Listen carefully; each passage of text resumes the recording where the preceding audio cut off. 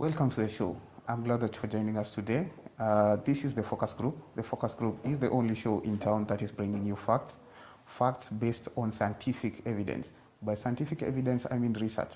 This is where we give you facts in regards to poll data that have been collected maybe by research companies, actual data that you can rely on. And as to us today is Mr. Mark Bichachi. Mr. Mark Bichachi, how have you been, sir? Good, sir. How are you? Yeah, I'm very good. Yeah. It's been a long time coming. Too long. When was it? We started this on the Corona times. Yes. Yeah. It's been before COVID was a main thing. Before COVID. Actually, I think the first time was right before COVID. Yes. The month before COVID. The month they announced the curfew thing. Yeah, I was out of the country at the time, I remember. Yeah. It's finally here. Yes, and today I think we're going to focus on the BBI. The BBI has been, for some infamous, for some very famous. It's something that has been, either this or that for everybody in this country. And I believe it's something to be discussed. As much as it's been annulled and put aside, I think it's something that needs to be discussed. What do you think, Mr. Mark? Well, you see, the thing about the BBI is there are two sides to the BBI in my telling. First, there is the BBI of the ignorant and the BBI of the knowledgeable. Okay. The BBI of the ignorant are the people who listened to politicians and made a decision about BBI. Okay. And then there is the BBI of those who actually read the document and considered what was therein. Now, the BBI for the ignorant is they're very happy that the Supreme Court said that a president cannot start a popular initiative. Mm-hmm. Now, in their understanding also, that statement means that the BBI is dead and buried. This is not the case because the ruling was not about the content. The ruling was procedural, and it's very critical that people understand that procedural matter does not make what it is that is within the BBI illegal, and then this is one of the things that people thoroughly misunderstand. Okay. And therefore, I'm just correcting your position that it is dead. It simply said anyone else can pick it up other than a president. Okay. Now, that said, is the BBI an important conversation to have? I think it is. And now more than ever, simply because if you look at what is being said in the mountain, for example, the issue of 1 man, 1 shilling, 1 vote, it's still an issue because you find constituencies with 10,000 voters and you find constituencies with 200,000 voters. That state in and of itself is unconstitutional because we are entitled to equal representation. Two, you're looking at an election year and already there is tensions. I'm sure come August, a lot of people will not be opening their businesses simply because it's an election time. Mm-hmm. So already that sets the precedence that we need to build bridges. Yes, we do. But don't you think, Mr. Mark, this was too close to election? I mean, if you're looking to build these bridges, shouldn't have the initiative started a bit earlier? But it started in 2018. Yeah, but... As in how much earlier could it possibly start? And what circumstances did it start? Yeah, but that's... No, your question first. Let's stick to your question. Mm-hmm. Your question was, shouldn't it have started earlier? Yeah. My response to you is it started in 2018. Mm-hmm. So we must accept that it started in time. Okay? You may argue that the referendum may have come late in the day, but then you will also be required to consider what was happening in regards to the COVID pandemic, because we know that the BBI reforms were delayed because people were going through the COVID pandemic. So it's a mixed bag. And then again, you cannot say that you're not going to solve the problems of a country because it's a year to elections. And remember, if we had, if the timeline for BBI had gone according to plan, it would have ended a year before elections. Talking about ending, about the BBI now, Mr. Mark, I'm looking at the data. There was a poll that was done in 2020, that is on December. And I'm looking at the knowledge, the familiarity of the BBI, that is per the poll that was done. And another poll was done in June last year. And I'm still looking, the knowledge percentage is still very low, because I'm looking, people didn't have the knowledge of the BBI. Yes. Now, so shouldn't the people pushing the BBI have taken the initiative to do some civic education or something? Let me ask a question. Let me ask a question. Do you have data on the knowledge of the Constitution 2010? I do not have that data with me. I know of the Constitution, but I do not have the data with me right here. So you will be pleased to know, or displeased to know, depending on how you view things, that the rate of knowledge was the same. You see, we have a problem in this country, and that problem is we listen to politicians more than we listen to facts, or indeed research information. This is how I mean. If you look at the Constitution 2010, and you look at the people who voted for it, forget about even those who didn't vote against it, who voted against it, you can imagine maybe they were not interested. But those who voted for it, you will not find half of them who've read half of that Constitution. Secondly, the BBI was available. I'm not sure that it's still available for download. Now, people say, oh, we need paper, we needed to have printed 48 million copies for every Kenyan. But I can tell you for free that there are 20 million Kenyans with smart devices. That encompasses more than a huge proportion of the adult voting population. Now, you cannot force people to read. You cannot force people to be informed. The BBI report was released even in newspapers. How many people chose to buy the newspaper? And you see, these are some of the questions that even the Supreme Court ventilated about in being asked, was there enough public participation? And the majority decision was that there was. Because you cannot have something in the news, something advertised, something moved everywhere, and then you don't read it. Then what were the movers supposed to do? They can't push it down your throat. And this is something that, and I like to look at the BBI and its rulings outside of the Uhuru Raila Ruto dynamic. We must ask ourselves, one day you or I might have a constitutional amendment. Now, should the constitutional amendment fail because Kenyans refused to read it, that's not fair. On top of that, I want you to imagine Punguza Mzigo. Punguza Mzigo was quite popular among Kenyans. How many of them read it? The truth is very few. Very few, Kenyans like the advertising, they don't like the product. Yes. So I'm looking at this BBI, Mr. Mark, and it's a very good thing that you said people have very little knowledge of the BBI itself. Yes. And like you say, it doesn't stop. The BBI, it's not that it's been stopped. It's just that it didn't come from the right channels. Yes. So my question is, if at all the next president or the next government for that matter came into power, and they wanted to push this thing the right way, now as you say, and make some amendments that are not quite good to the common mwananchi, or rather to the mwananchi. I'm sorry for saying common. How do you determine that it's not good? No, like I said, maybe some amendments were not good. Maybe some not maybe. You said you're running a show based on facts. Yes. So give me facts on what you are saying is not good.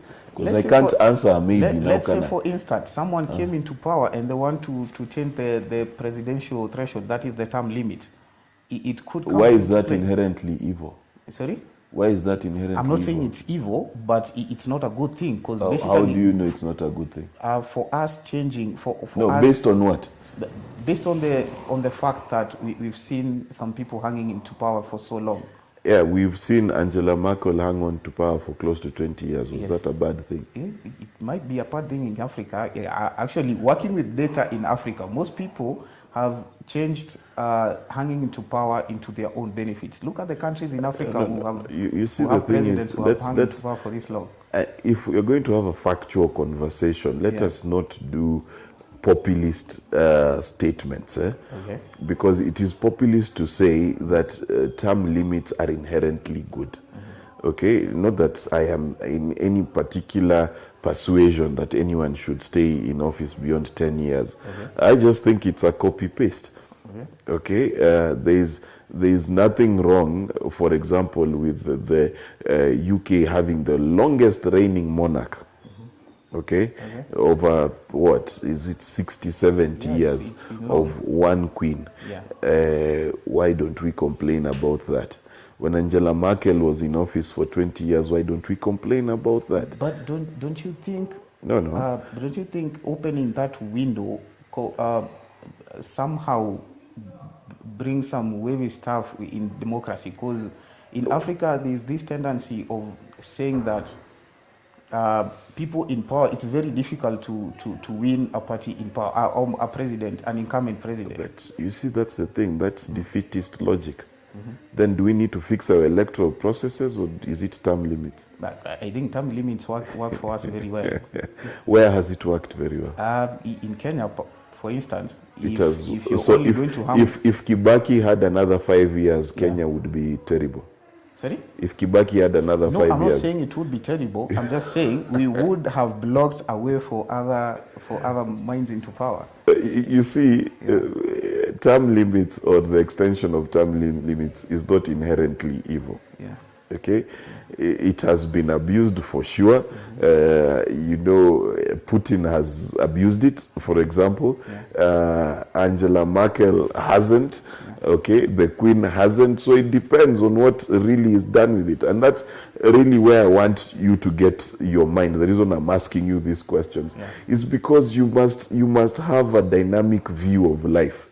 Because right now it might not be good. 50 years from now it might be the best thing, and I don't want my grandchildren or my children for that matter watching this video and thinking there's only one ideology and philosophy to leadership.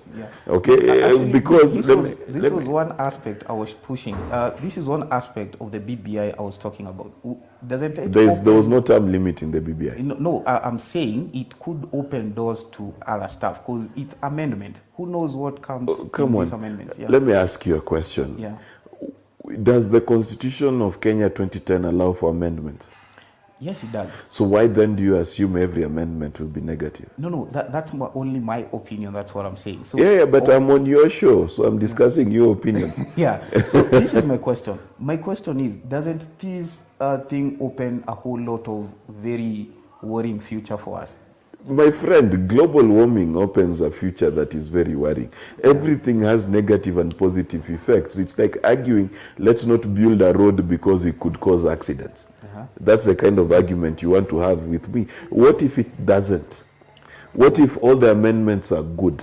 What if all the amendments work for the best of this country? Why are you assuming on the negative? I refuse to be drawn into a conversation about potential negativity, which you cannot substantiate. Beyond 2032, who do we know is going to be the president? How do we know what the realities are going to be? There are possibilities of those perils that we... Yes, but there are also possibilities of good things. So do you invest? Sorry? Do you invest? Yes, I do invest. Yes, but what if bad things happen to your investment? That is what I'm saying. We as even people who invest, they need to look at the dangers that may occur along those roads. So that is why I'm asking, what do we do to prevent those things from coming? You see, your question is quite cyclical. And what I mean by cyclical is, number one, you've just gone through a process where the courts ventilated on how an amendment can be done. Okay. So there is one parameter, it's called the courts. It's actually twice. The court has done it twice. Thrice. Oh, thrice, but that's why I said the courts, plural, have ventilated. Okay. Secondly, you have a referendum law.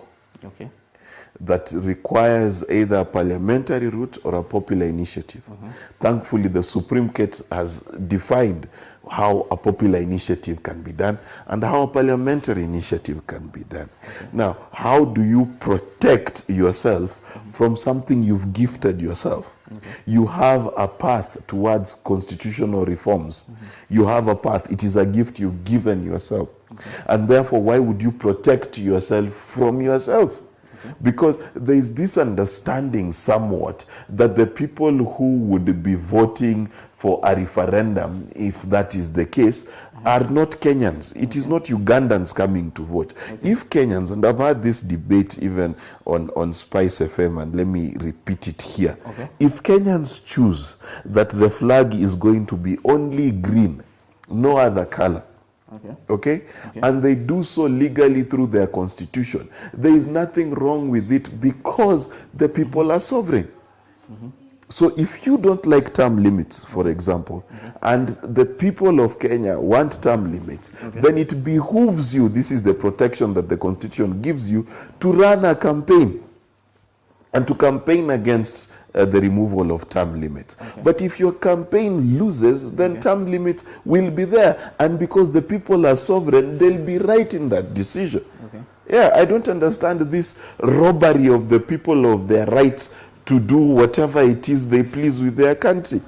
Yes, if they decide Kenya is a Christian country, let them. It is the people who've decided.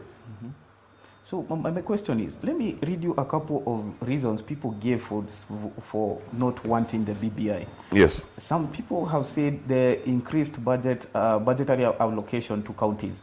There's another one of use of government resources to promote BBI. Let's just wait. Let's go one by one. Okay. So increased resources. Increased budgetary allocation. To devolved units. Yes. Okay, so my question is, there are people who think it is a bad idea to devolve funds. There are people who think it is a good idea to devolve funds. Is this a good or evil question? Sorry? Is it a good and evil question? It's a question of there's a perception in people who think that's a very bad thing. It is a question of perception. Yeah. You understand? Yeah. Now, the proponents of those ones who want more money and the proponents who want less, it is their job to campaign. This is what democracy is. Okay. You understand? Yeah. It is not a good or evil situation. Okay? It is the same thing with the second question of budgets. Okay? If the question is that you don't want, and by the way, even if it was punguza mzigo, it would be public funds used for that campaign. For that campaign, yeah. Yeah, because once it is a campaign, the coffers, where else would the money come from? It needs to come from somewhere. Yes, but that money comes from Kenyans. Exactly. Or who else are going to vote? You know, like I don't understand why you're asking questions as though it is aliens. Yeah. If you want a referendum as a Kenyan, and you don't want a referendum as a Kenyan, guess who's going to pay for it? A Kenyan. Yeah, he's going to pay for that. Yes. So there's a lot of ignorance going around that needs to be stopped. And that is why I'm asking you, Mr. Black. Yes. You very enlightened in these matters. Let me ask you this question. It's a very honest question. Yes. I'm asking for us who are out here. There's always going to be division in these matters. In every matter, yes. In every matter, yes.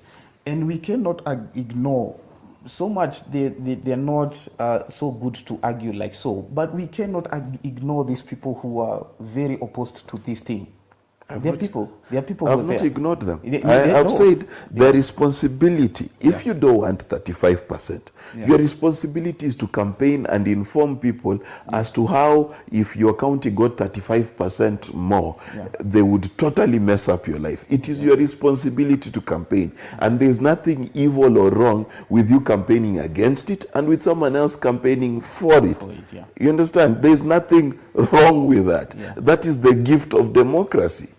Yeah. So if you are against it, put your reasons together, put your logic together, mount a campaign, whether it is to 5 of your friends or 5 million Kenyans, it's up to you. Okay. You understand? So how do we make it that we block this thing of trying to change the constitution, or rather amend the constitution? Why do you want to block people from amending the constitution? No, I'm not trying to block people from amending the constitution. Your question says, how do we block people? My apologies How for do that. you block Let me people? rephrase Why that. do you want to block people? Let me rephrase And that. don't edit that out. Let me rephrase that. Let Yes. me rephrase that. How do we then make it right that the next administration that comes into power do not take the same channel this administration has taken to try and amend the constitution? But you see, this is the problem. You assume that it is inherently wrong for anyone to try and amend the constitution. No, I'm not saying It it's is wrong. you're asking a question upon a premise that you've already decided, and therefore you're trying to manipulate me into agreeing with you. That's not going to happen because let me finish. Because constitution making, constitutional amendment is a political process. There is an administration called the Kibaki administration, which worked very hard to bring us the Constitution 2010. Okay? Now, unless you assume that Kibaki, Raila, Uhuru Kenyatta, and all of those people who are in the Yes campaign were saints then, and now there can be no other person with the power to think positively and progressively about changing the constitution, then we need to block them because only Kibaki was right. That is such a nonsense argument. Because you are taking the premise that A, you don't like the BBI, and therefore we should prevent every other person from changing the constitution. What if William Ruto, who was against the BBI, wins, and he suddenly wakes up and thinks, you know what, we need to put bottom up in the constitution? Don't you think that's where I'm coming from? No, but what is wrong with that? If If William Ruto wins and wants to put bottom up in the referendum, as long as he's not going to take a pen and write it himself, there's no problem with that because there's a process. And you as a Kenyan will vote. Why do you want to deny Kenyans the ability to define the future they want? But don't you think people who are trying to amend the constitution, at some point, they will want to indulge their own things into these matters? Don't you think that is what is Kenyans? My question is, who wants to amend the constitution that does not benefit him? Constitution benefits everybody. But okay, so your question in saying that will they not want to make changes with things that benefit them? Of course. Who will write a constitution about things that don't benefit them? So you agree they are going to... But listen, politics is about interests. The reason why you don't want constitutional amendments is you feel that your interests are taken care of by status quo. Okay. That's and is that point. Then evil? It's not evil. Exactly. It's just not right for some people. But that's the whole point. That's how democracy works. Unless you want to define democracy by saying, making amendments that everyone is happy with, then we'll do nothing in this world. Okay.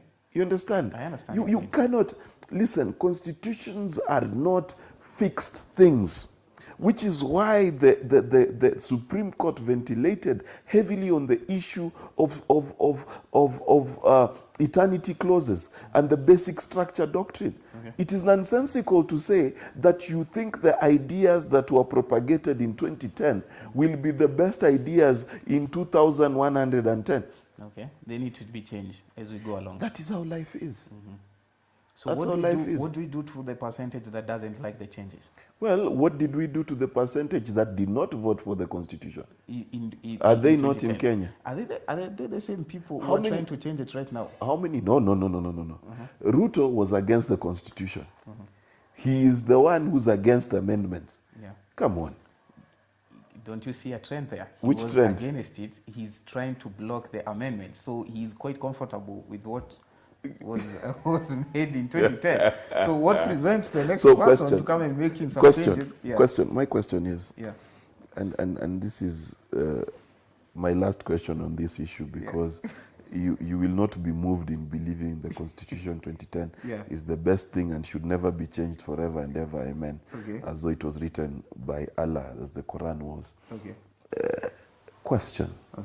How many people did not vote for the Constitution 2010? I'm not sure. 40% said no. 40% said no, okay. Yes. Did they go and form their own republic? No, they didn't. Are they part of the Kenyan Republic? We still live with them here. Okay. So question, why are you struggling with the idea that people can have ideas and disagree on those ideas? Okay. So... What is wrong with that? I know. People can live with them. Yes. Okay, if for example you don't want devolution and you want one central government, if by 2110 people decide that is the case, why would we want to stop them? Okay. Why? Why am I thinking for generations yet to be born? Okay. Why?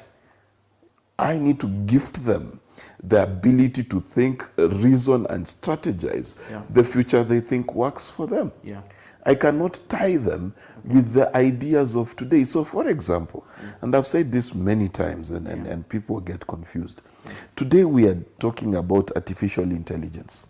Yes. And making humanoid robots and things like that. Yeah. What if we make a robot that is exactly like your human being that can think and feel? Okay. Would we amend the constitution to give them rights or not? Yeah, You I see? understand your point, yeah. You cannot be fixed in your ideas. I understand your point. You can't be fixed in your ideas. Societies move. This is not, we wrote a constitution, not a Quran, not a Bible, not the 10 Commandments. We wrote a constitution. In it we said the people are supreme. So for me, for as long as the people are involved in making the decision, then they've made the right decision. Okay. So let me ask you this, maybe to shed some light to people, to our viewers, and they know. I'm looking at the data, the number of people who don't like the creation of the 70 positions, there are 70 parliamentary positions. Could you maybe explain to us more what it's all about, this creation of these positions? Because I'm looking at the figures here, they are quite positions. It's the creation of constituencies. No, constituency, yeah. And this is something that, again, you know, we need to shift between ignorance and knowledge. Okay. There is no creation of 70. Okay. There is a need for 70. Let me explain what I mean. Okay.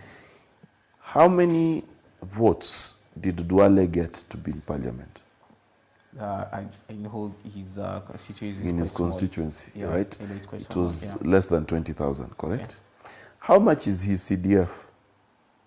It is the same as a constituency in Kiambu or somewhere in Kakamega that has 150,000 voters. Okay. Same amount of money. Now, my question and what the Constitution envisioned in the National Assembly is the National Assembly was to represent one man, one vote. Okay? Meaning that the weight of one MP should not be heavier than another. That means the 20,000 people in Duale's constituency have greater say than 200,000 people in Kiambu, in Kakamega, and other populated areas. Is that fair? Yeah, I understand, yeah. It's not fair. Point, and our constitution envisions that each of these National Assembly constituencies should have roughly the same number of people. So instead of taking away Duale's constituencies, these 200,000 constituencies, 150,000 constituencies need to be split so that there is more equal representation. You understand? So my question is, if in maybe 50 years from now, there is more population in the areas we've seen there's a small margin right now. Yes. Is there a way to reverse what we did right now? But you see, that's the whole point. That's the beauty of our constitution and the beauty of amendments, my dear brother. Yes, there is a way. It's called an amendment. Yeah. You're making my point for me. Yeah. Because think about it this way. Imagine, God forbid, there is a disaster in Nairobi, and we all exit Nairobi. And we're living in Mombasa and other towns. Now, would we want there to be a constituency, 18 constituencies as they are in Nairobi, and there are no people? I understand your point. This is my point. Don't you think we're going to be doing a back and forth with this thing? There's still money being spent in this thing, and that is what Kenyans are afraid of. Question. What is these things you want to do that don't cost money? No, I'm just saying. Because the process of delineating boundaries is a continual process. It happens every 10 years together with the census. Whether we have 70 constituencies or not, meaning we are spending money anyway. You see, and this is why I always say you must separate ignorance from facts. Okay? We are spending money anyway. Okay? Spending money to do the right thing is not a bad thing. Okay. I don't understand what is this aversion to spend money. And if the government does not spend money, how will your economy grow? These jobs you cry about all the time, create jobs, create jobs. If the government does not spend money, where are these jobs going to be created from? So that is where the creation comes in. But everyone has to spend money. Yeah. Right? If a bartender is going to be hired, someone has to spend money in a bar. So, yeah, exactly. Yes, so you cannot then always be averse about money being spent. Yeah. Yeah. Okay. So we're going to take a break from the show as Mark Bichachi comes back later to explain further on these BBI issues. Welcome back to the focus group, and already with us again is Mr. Mark Bichachi. And I think after the break from our conversation off the record now, Yes. I think I'm going to ask you a question. And it is very good that we learn. And I think this ignorant thing is the one killing this country. Let me actually stamp on that. I think ignorance is the main thing killing this country. True. And for us to move forward, let me just ask a very ignorant question so we can start from there.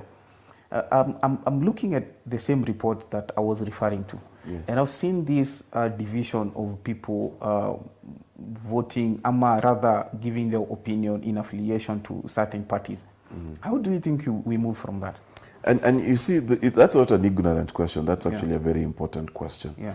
In Kenya, our thinking process has been personalized by political individuals. Okay. It is very difficult to find a Kenyan thinking a good idea can come from the other side. So, for example, it is very hard to find a Ruto supporter, UDA supporter, a Kenya Kwanza supporter who thinks anything good can come out of Azimio, and vice versa. Okay. Now, the reason for that is because we do not know how to interrogate matters and come up with to the crux of the matter where we can find a unified solution.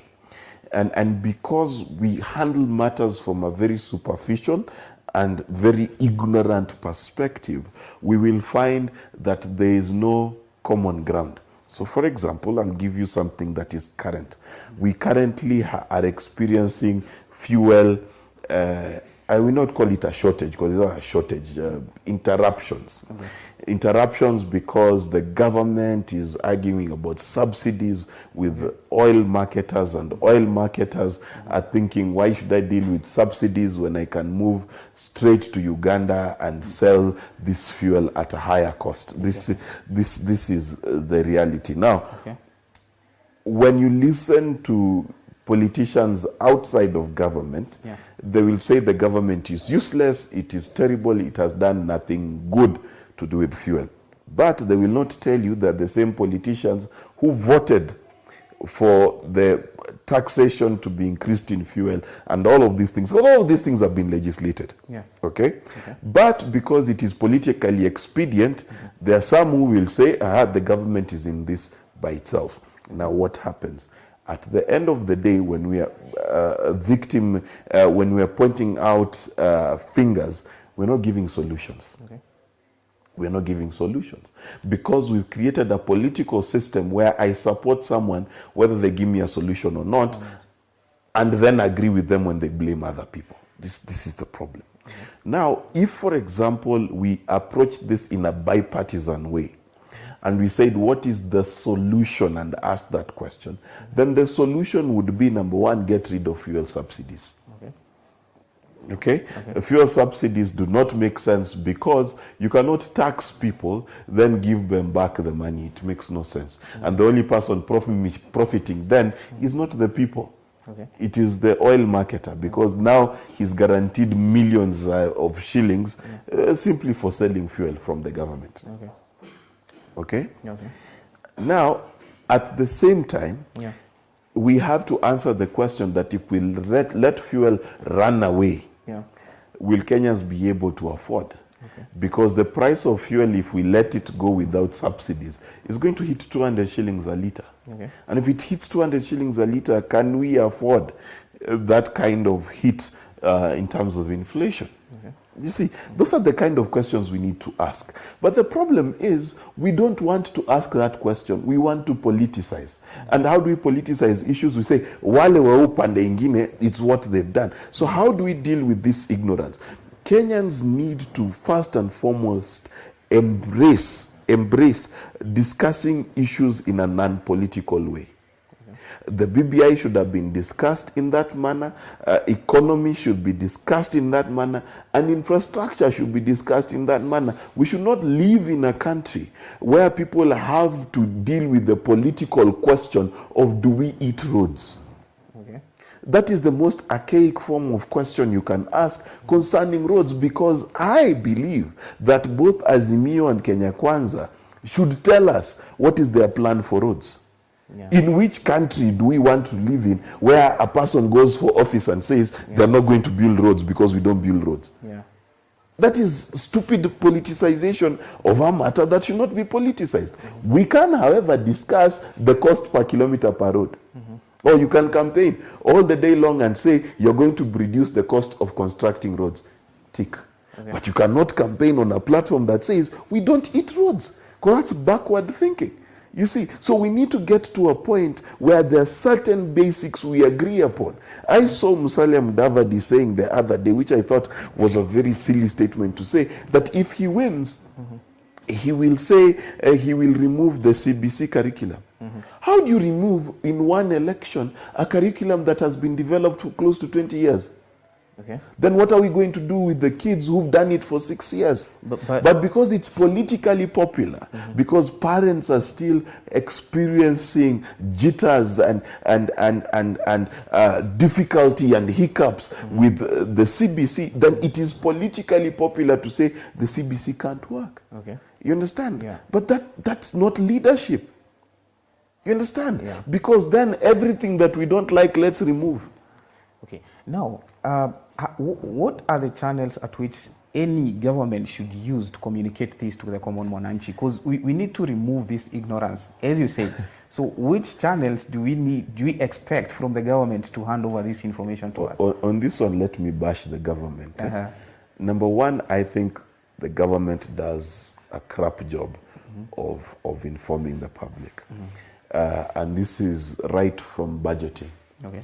I don't think there's a significant consolidated budget on communication. Okay. I don't think they take that seriously. I think from the times of Moi and picking up from Kibaki, because from Moi and Kibaki we had a different thing. You see, Moi believed in communication. Yeah.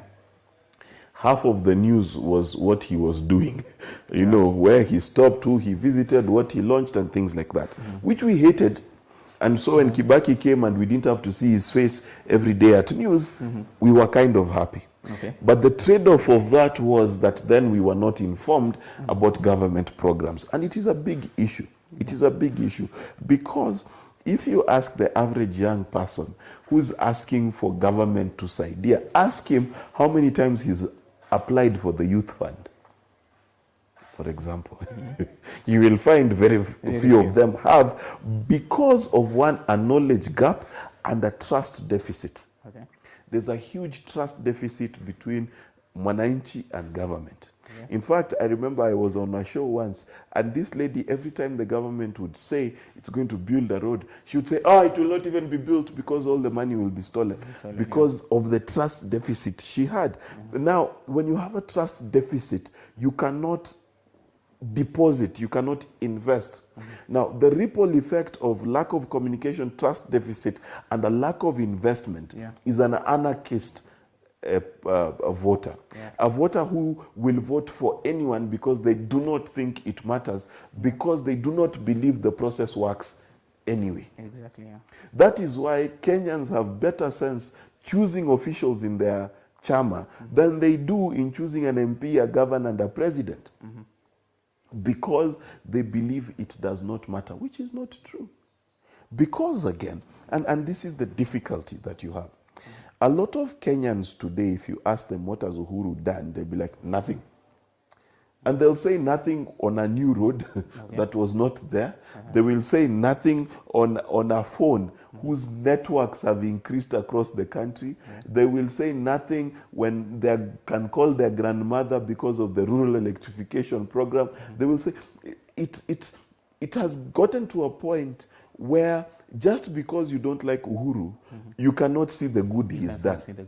Right? And that's the difficulty. And until we get to that point, so there are two things. Until we address the trust deficit and government actually spends time communicating to its people, we are going to have this problem for a long time. And the sad reality is this: the more ignorant our people are about their country, the more willing they are to ban it. Yes, it's always the people who have nothing to lose who are willing to go to war. Willing to go to war. For who? It's a very good thing. It's a very good thing that you've brought that up. Let me ask this question. In regards to the BBI, let me get back to the BBI kidogo. In this elective season, the atmosphere everywhere is election. Don't you think it's a very bad time to bring this initiative?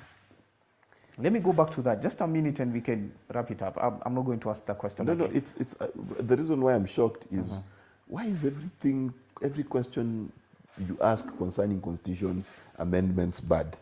No, it's not a bad question. It's just a post question. So don't you think it's bad? It's bad. It probably came out bad, yeah. First, let me tell you, as a person, I look at the glass half full, right? It is a more progressive way. Why do I say this?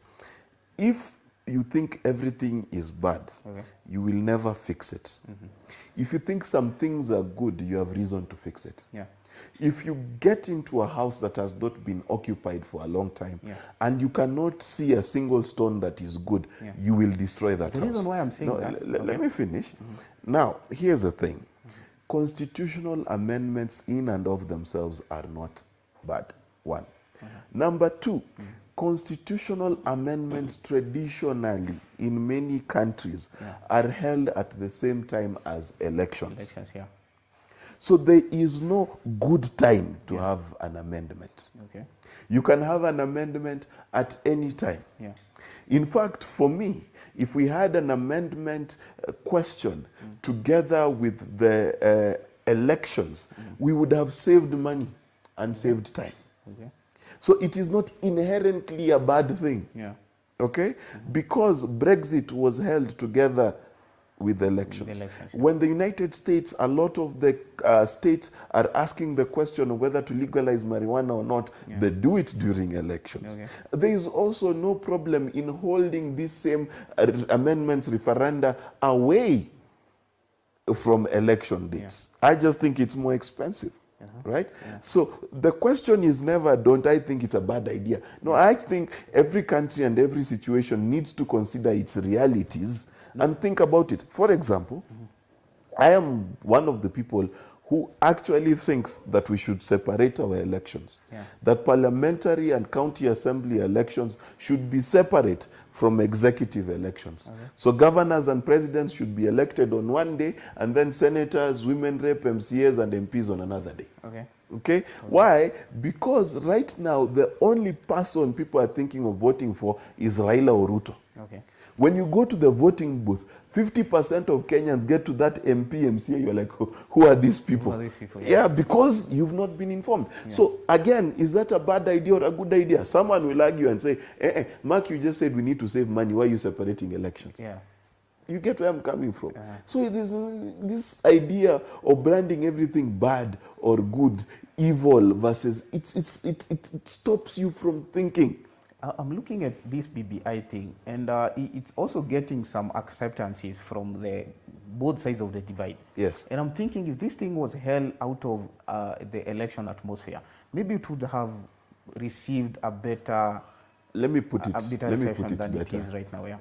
If Uhuru and Ruto were friends, everyone would have voted yes for BBI. Because even the people who say no need to struggle to find reasons for that no. They will say things like, oh, why don't you just implement 35%? Because it's not in the constitution. Okay? They will argue and say, oh, why don't you just form an inclusive government? Because it is hard to create space for someone who was your enemy. Yeah. You, when you apply for a job, Yeah. if you've ever applied for a job, Yeah. will you share your salary with the guy who was number 2 in the interview? No. Okay? So we need to understand that it is very important to discuss issues. For example, the issue of the judicial ombudsman and how people have said that is such an evil thing. Why are we supervising the judiciary? My friend, have you ever had a court case in this country? You will understand why you need a place to go complain. Yeah. And you also need to understand, and this is also the ignorance, the office of the judicial ombudsman is not a new thing. It exists already. Yeah. Right? So it is the ability to interrogate issues that we miss in this country. It is not an issue. Let me tell you, I wish someone would come up with new ideas every day for us to interrogate. Someone should come and say, let's remove Kadi courts. Let's have that debate. Not because I want to remove Kadi courts, but it's a debate we need to have. Right? If we have Kadi courts, should we also have Hindu courts and Christian courts? So that I can divorce the Christian way and not the legal way. These are the kind of questions we need to have. And there is nothing wrong with having questions. And there is nothing wrong with having differing opinions and then interacting with those opinions to the level whether we agree or disagree, there's a greater understanding of the issues, not just a feeling you have. No, the last one. When When we close up, the last one. The issue of our bodies, the judiciary, the EACC, all these bodies. Yes. It's a very different from this. Let me just ask this one just for the sake of it. Do you believe they get their own, they will ever be independent? Do you believe they will ever act without the influence of the government? Ever? Do you believe that they will come? It's a recipe of chaos. You see. Is it a recipe of chaos if they are under Let the me ask you a government question. or Let me ask independent? you a question. Yeah. The principle of independence, is it the same as isolation? Sorry? Is it the same as isolation? In some way, it depends in what context you're looking at it. In every jurisdiction, the 3 arms of government work together. Okay? It is expected, for example, that the executive will work with the legislature to create budgets and laws that help the executive work. It is expected that the executive collects taxes to pay the the legislature. It is also expected that the legislature creates rules upon which the judges judge from. So they are codependent. That is the design. Right? So this independence where they work in isolation cannot work. It can never work. It can never work. It is, I think, frankly, a boneheaded idea to imagine that we have a judiciary as we have at war with the executive. Why? Because we have the example of India. It didn't go well for them in the 70s. They had a lot of upheaval. The judiciary is not, and former Chief Justice William Tunga has said this many times, the judiciary is not exempt from being a political body. It is a political body. I remember him saying that, It is a political body. And therefore you cannot rule completely outside of the political realities. Also remember, without the executive, how is the judiciary going to arrest anyone? You've heard it from Mark Bichachi himself, the undisputed communications expert in this country so far. So keep watching the focus group and we'll give you more of this right here. Goodbye.